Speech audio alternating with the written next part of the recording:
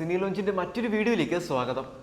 നമ്മൾ കുറച്ച് കാലമായി റിവ്യൂ ഒക്കെ ചാനലിൽ ഇട്ടിട്ട് അങ്ങനെ ട്രെയിലറെല്ലാം കണ്ടപ്പോൾ കാണണമെന്ന് വിചാരിച്ചിരുന്ന ഒരു സിനിമയായിരുന്നു ഓഫീസർ ഓൺ ഡ്യൂട്ടി.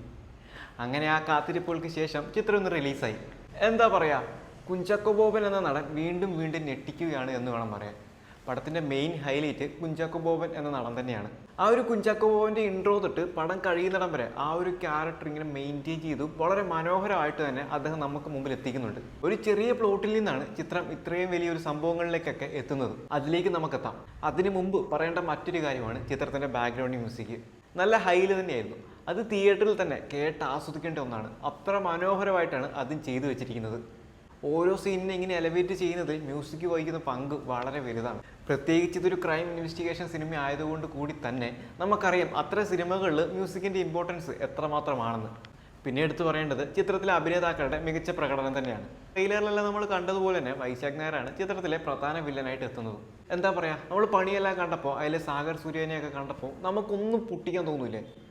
അതേപോലെ തന്നെയാണ് ഈ ഒരു സിനിമയിലും. എങ്ങനെയെങ്കിലും ഇവന്മാരെ ഒന്ന് പിടിച്ചാൽ മതി എന്നുള്ള രീതിയിലേക്ക് അങ്ങനെ നമ്മളെ കൊണ്ടെത്തിക്കുന്നുണ്ട്. അതിൽ സംവിധായകൻ വിജയിച്ചു എന്ന് തന്നെ പറയണം. അത്ര മനോഹരമായിട്ടാണ് ഓരോ ക്യാരക്ടറിനെയും ചിത്രത്തിൽ അവതരിപ്പിച്ചിരിക്കുന്നത്. അത് വന്നു പോകുന്ന കഥാപാത്രങ്ങളാണെങ്കിൽ തന്നെയും ആരും തന്നെ ഇതിലൊത്തിരിയേറെ പേര് പുതുമുഖ നടന്മാരും നടിമാരുമാണ്. അതൊന്നും തന്നെ നമുക്ക് ഫീൽ ചെയ്യിക്കാത്ത വിധം അത്രമേൽ മനോഹരമായിട്ട് തന്നെ അവരും അവരുടെ പ്രകടനം കാഴ്ചവെച്ചിട്ടുണ്ട് എന്ന് തന്നെ പറയാം. ഫസ്റ്റ് ഹാഫ് വളരെ സ്പീഡിൽ തന്നെയായിരുന്നു പോയിരുന്നത്. ടൈം പോകുന്നത് നമ്മൾ അറിയില്ല. അത്ര എൻഗേജിങ് ആയിട്ടായിരുന്നു ഫസ്റ്റ് ഹാഫിൻ്റെ ഒരു പോക്ക്. സെക്കൻഡ് ഹാഫിലാണ് കഥകളുടെ എല്ലാം ചുരുൾ അഴിയുന്നത്. അതുകൊണ്ട് തന്നെ അതിനൊക്കെ അവിടെ എക്സ്പ്ലെയിൻ കൊടുക്കേണ്ടതുള്ളത് കൊണ്ടും തന്നെ അവിടെ കുറച്ച് നീണ്ടുവരും എവിടെയെങ്കിലുമൊക്കെ ആയിട്ട് തോന്നാം. പക്ഷെ അതൊന്നും സിനിമയുടെ മൊത്തത്തിലുള്ള ആസ്വാദനത്തെ ബാധിക്കുന്നില്ല എന്നതാണ് പ്രധാന കാര്യം. അതുപോലെ തന്നെ സംവിധായകന് പണി അറിയാമെന്ന് ആദ്യത്തെ സീൻ കഴിയുമ്പോൾ തന്നെ നമുക്ക് മനസ്സിലാവും. അദ്ദേഹത്തിൻ്റെ ആദ്യത്തെ ചിത്രമാണിതെന്ന് ഒറ്റ നോട്ടത്തിൽ പോലും നമുക്ക് മനസ്സിലാക്കാൻ പറ്റില്ല. അത്ര മനോഹരമായിട്ട് അദ്ദേഹത്തിൻ്റെ ക്രാഫ്റ്റും അദ്ദേഹം ചെയ്തിട്ടുണ്ട്. ആദ്യത്തെ 2-3 സീനുകളിലൊക്കെ സീനൊന്ന് ജമ്പ് ചെയ്ത് പോകുന്നത് നമുക്ക് തോന്നും. ഏട്ടൻ്റെ ആണോ അതോ സിനിമയുടെ അങ്ങനെ എഡിറ്റിങ്ങിൻ്റെ ഭാഗമാണോ ഒന്നും തിരിഞ്ഞിട്ടില്ല. കാണുമ്പോൾ ഒന്ന് ശ്രദ്ധിച്ച് നോക്കുക. പക്ഷെ അത് നമ്മുടെ ആസ്വാദനത്തെ ബാധിക്കുകയൊന്നുമില്ല. പെട്ടെന്ന് ഇങ്ങനെ ഒരു ജമ്പ് ചെയ്യുമ്പോൾ എന്തോ നമ്മളതിങ്ങനെ ചിന്തിച്ച് നോക്കുക, എന്താ അത് അങ്ങനെ ഒരു സംഭവം.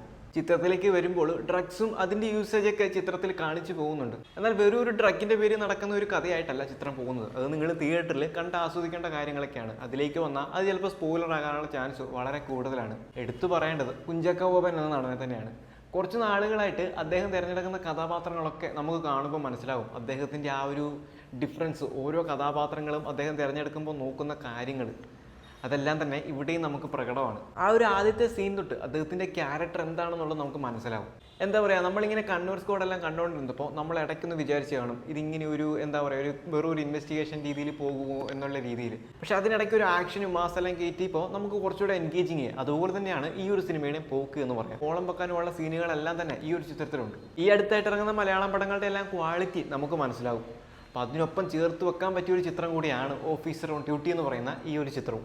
തീർച്ചയായിട്ടും തിയേറ്ററിൽ തന്നെ കണ്ട് ആസ്വദിക്കാനുള്ള ചേരുവകളെല്ലാം ചേർത്തിട്ട് തന്നെയാണ് സംവിധായകൻ ഈ ഒരു ചിത്രം ഒരുക്കിയിരിക്കുന്നതെന്ന് തന്നെ പറയാം. അപ്പോൾ ഈ ഒരു സിനിമ കണ്ടവരാണ് നിങ്ങളെങ്കിൽ നിങ്ങളുടെ അഭിപ്രായം കൂടെ പങ്കുവയ്ക്കുക. തീർച്ചയായിട്ടും തിയേറ്ററിൽ തന്നെ കണ്ട് ആസ്വദിക്കാനായിട്ടും കൂടെ ശ്രമിക്കുക. അപ്പോൾ മറ്റൊരു ചിത്രത്തിൻ്റെ വിശേഷവുമായി മറ്റൊരു വീഡിയോയിൽ വീണ്ടും കാണാം.